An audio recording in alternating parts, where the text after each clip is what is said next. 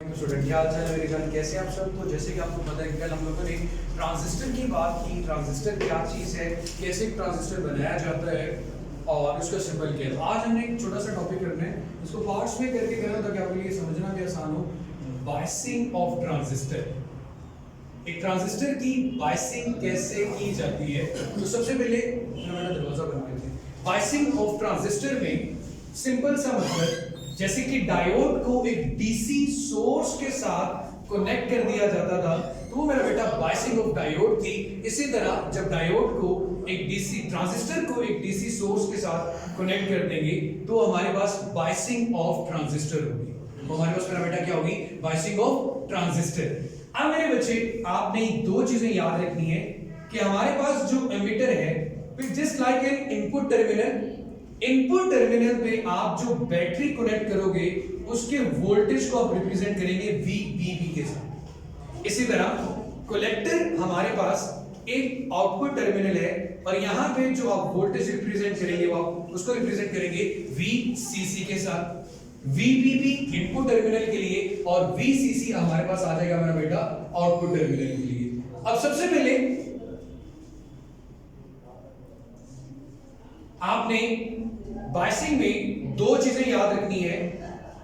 Ammeter को आप करेंगे फॉरवर्ड बाइस्ड,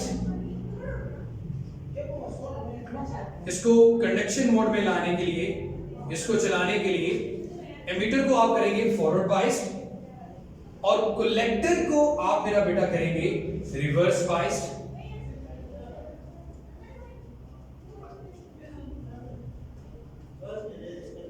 इसको मेरे बेटे हम करेंगे रिवर्स बाइस्ड। सो सबसे पहले ये दो पॉइंट समझ में आ गए। अब हम एक एनपीएन ट्रांजिस्टर लेते हैं, एनपीएन ट्रांजिस्टर, और उसकी बाइसिंग करके देखते हैं। हमारे पास सिंपल वे में एक सेक्शनल डायग्राम बना लेते हैं। इसका साइज एमीटर का मॉडरेट होता है, इसका बहुत कम है, और कलेक्टर का कंपेयर टू एमीटर बेस ज्यादा होता है। कलेक्टर बेस और ये हमारे पास आ गया एमीटर।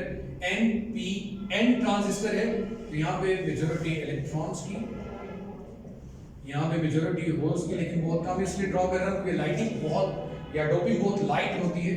यहाँ पे इलेक्ट्रॉन्स की जो डोपिंग है वो बहुत ज्यादा होती है। अच्छा मेरे बेटे, सॉरी साइज थोड़ा मॉडरेट होता है, उसको उलट कर दिया। अब सबसे पहले एमीटर को हमने कहा था कि बायसिंग करते वक्त हम हमेशा उसको फॉरवर्ड बायस करेंगे। एक चीज याद रखिएगा, जब आपने सिर्फ बायसिंग की बात करनी है तो कॉमन बेस कॉन्फ़िगरेशन आप यूज करेंगे। कौन सी कॉन्फ़िगरेशन यूज करेंगे कि आपने बेस को दोनों टर्मिनल के दरमियान में कॉमन रखना है। तो सबसे पहले तो आप ये चीज देख लें कि मैंने बेस को कॉमन भी कर दिया, ग्राउंड भी कर दिया।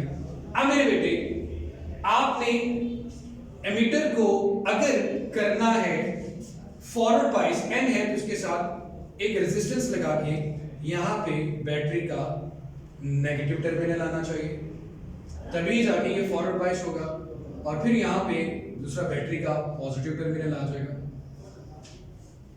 यहां पे कलेक्टर को रिवर्स बायस करना ही, एन है नेगेटिव है, रिवर्स करने के लिए इसको पॉजिटिव के साथ कनेक्ट करना होगा। ये पॉजिटिव है और ये हमारे पास नेगेटिव है, तो ये इसके साथ जाके इसने अपना पाथ कंप्लीट कर लिया। अब एमीटर आपका फॉरवर्ड बायस हो चुका है, कलेक्टर आपका रिवर्स बायस हो चुका है। तो बहुत से लोगों के ज़हन में क्वेश्चन आता है, तो करंट कैसे फ्लो करेगा। यहां से ये नेगेटिव इलेक्ट्रॉन्स को रिपेल करेगा और वो पॉजिटिव इन इलेक्ट्रॉन को आपस में या अट्रैक्ट करेगा। तो फ्लो ऑफ इलेक्ट्रॉन जब स्टार्ट होगा तो हम कहेंगे कि हमारा ट्रांजिस्टर कंडक्शन मोड में आ चुका है। अब आपको यहां पे एक बेसिक इक्वेशन ऑफ ट्रांजिस्टर की लिखूं तो एमीटर का जो करंट है वो दो हिस्सों में डिवाइड हो रहा था, IB बेस का करंट प्लस IC कलेक्टर का करंट। और ये एक बेसिक इक्वेशन है for any transistor, basic equation for any transistor. और एक चीज इसके बारे में ये भी लिखी जाती है कि हमारे पास एमिटर का करंट IE बेस से भी ज्यादा होता है और कलेक्टर से भी ज्यादा, एक ऑर्डर ये लिया जाता है। फिर उसके बाद हम गेन के दो फार्मूला के साथ हमारा आमना सामना होता है, लेकिन हम बीटा वाले की बात करेंगे। एक अल्फा है और दूसरा हमारे पास बीटा है। अल्फा और बीटा, अल्फा आपके पास रेशो है, किसकी रेशो है? जब आप कलेक्टर की रेशो एमिटर के साथ लेते हैं, कलेक्टर करंट की रेशो एमिटर के साथ ली जाएगी तो हमारे पास ये अल्फा आएगा और इसकी वैल्यू हमेशा लेस देन 1 आती है। बीटा गेन फैक्टर जब आप लेंगे तो आप बेस के करंट के साथ इसका कलेक्टर के करंट का कंपैरिजन करेंगे IC ओवर IB। तो ये जो वैल्यू है ये हमारे पास बीटा ये वेरी करती है, ये जाती है आपके पास 0 से 250 तक। इसके साथ यूनिट इसलिए नहीं लिखा क्योंकि मेरे बेटे आपके पास दो करंट के दरमियान ये रेशो आ रही है। तो इंशाल्लाह नेक्स्ट लेक्चर में हम मेरा बेटा बात करेंगे, हम इस ट्रांजिस्टर का इस्तेमाल करेंगे। बायसिंग का मतलब इसको कंडक्शन मोड में लाना था।